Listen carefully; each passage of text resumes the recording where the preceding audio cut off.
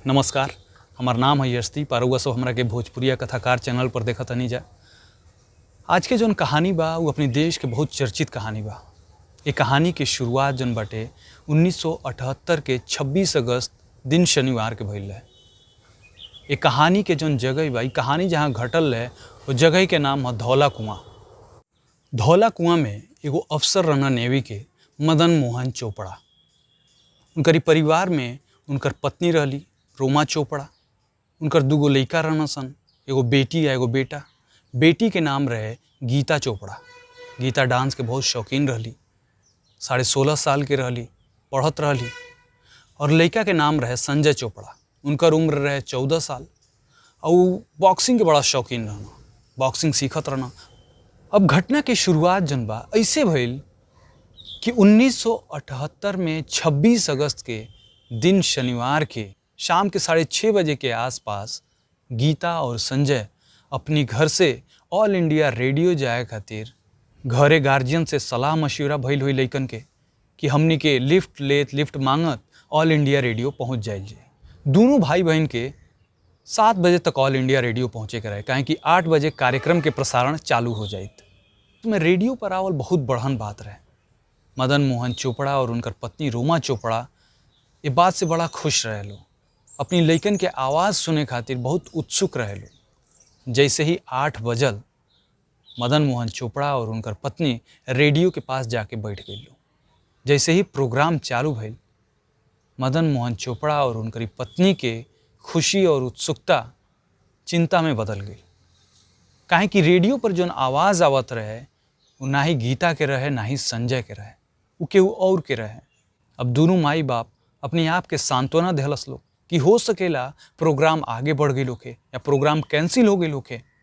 मदन मोहन चोपड़ा 9 बजे के करीब आकाशवाणी पहुँचना। आकाशवाणी पहुँच के वो गीता और संजय के बारे में पता कईना, पर आकाशवाणी से ई पता चलल कि गीता और संजय रिकॉर्डिंग करे खातिर आकाशवाणी आइल ही नहीं रहल लोग। ये बात सुन के मदन मोहन चोपड़ा के काठ मार गई, सन्न रह गई ना। आकाशवाणी से ही वो जल्दी अपनी पत्नी के लगे फ़ोन कईना। पत्नी से पता चलल कि गीता और संजय घरे पहुँचल ही नहीं खेलो। लइकन के बहुत खोजल गई, लइकन के रिश्तेदारन के यहाँ, लइकन के दोस्तन के यहाँ, पर गीता और संजय कहीं ना रहे लो। आखिरकार हार थाक के मदन मोहन चोपड़ा धौला कुआं पुलिस स्टेशन में रात 10 बजे लइकन के गुमशुदगी के रिपोर्ट लिखवाइना। आखिर गीता और संजय कहाँ चल गई? घर से निकलला के बाद वो लोग के साथे का भइल ये हम रउआ सबके शुरुआत से सिलसिलेवार ढंग से बताए। 26 अगस्त के शाम 6:30 बजे के आसपास गीता और संजय घर से ऑल इंडिया रेडियो जाए खातिर बस पकड़लस लो। बस दोनों भाई बहन के डाकखाना पहुंचा देहलस। डाकखाना पहुंच के दोनों भाई बहन गीता और संजय कोनो सवारी गाड़ी के इंतजार करे लागल लो। कुछ देर इंतजार कैलस लोग, तब्बे एगो फिएट गाड़ी दोनों भाई बहन के सामने आके रुकल। वो गाड़ी में 2 गो आदमी बैठल रहना सन। एगो के नाम रहे उनमें से रंगा और दूसरका के नाम रहे बिल्ला। रंगा के असली नाम कुलजीत सिंह रहे और बिल्ला के असली नाम जसबीर सिंह रहे। दोनों लइका संजय और गीता आकाशवाणी जाए के बात बतैना सन और लिफ्ट मांगना सन। रंगा और बिल्ला दोनों लइकन के पोशाक पहनावा देख के जान गई न सन कि दोनों लइका कोनो बड़हन घर के लइका हुआ सन, पैसा वाला घर के लइका हुआ सन। दोनों के मन में पाप समा गए। रंगा और बिल्ला गीता और संजय के पीछे सीट पे बैठा लेना सन, पर जल्दिए गीता और संजय ई जान गए लोग कि जौने गाड़ी में हमनी के बैठल बानी जा वो गाड़ी के ड्राइवर और साथ बैठे वाला आदमी अपराधी किस्म के आदमी बाना सन। काहे कि गाड़ी ऑल इंडिया रेडियो न जाके उल्टा मुड़ गई। गीता और संजय रंगा और बिल्ला से गाड़ी रोके के कहल लोग, पर रंगा और बिल्ला गाड़ी ना रोक के गाड़ी के स्पीड बढ़ा देना सन। गीता के रंगा और बिल्ला से झड़प होखे लागल, कहासुनी होखे लागल। शाम 6:30 बजे के आसपास ये फिएट कार गोल मार्केट चौराहा पर पहुंचे। गोल मार्केट से ओ समय एगो आदमी गुजरत रहना जिनकर नाम रहे भगवान दास। भगवान दास के एक कार पे नज़र पड़ल, काहे कि एक कार में पीछे एगो लड़की या लड़का बहुत चीखत चिल्लात रहना सन और आगे ड्राइवर से मारपीट करत रहना सन। अब भगवान दास ई समझ गई न कि ई लड़का कोनो मुश्किल में बाना सन। भगवान दास ई गाड़ी के पीछा कईना, पर ई फिएट कार अपन स्पीड बढ़ा के राम मनोहर लोहिया अस्पताल की ओर भाग गई। भगवान दास पुलिस स्टेशन में गीता और संजय के गुमशुदगी के रिपोर्ट दर्ज करैना अनजाना में। शाम 6:30 बजे के आसपास ये फिएट कार राम मनोहर लोहिया अस्पताल के आसपास देखल गई। अब ए बेरी एक कार देखना इंद्रजीत सिंह नाम के एगो आदमी।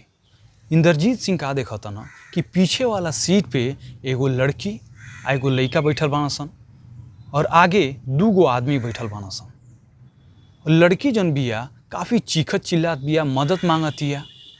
लड़की दोनों हाथ से ड्राइवर के बाल नोचत रहे और ड्राइवर एक हाथ से स्टीयरिंग पकड़ले रहे और दूसरा हाथ से वो लड़की के मारत पीटत रहे।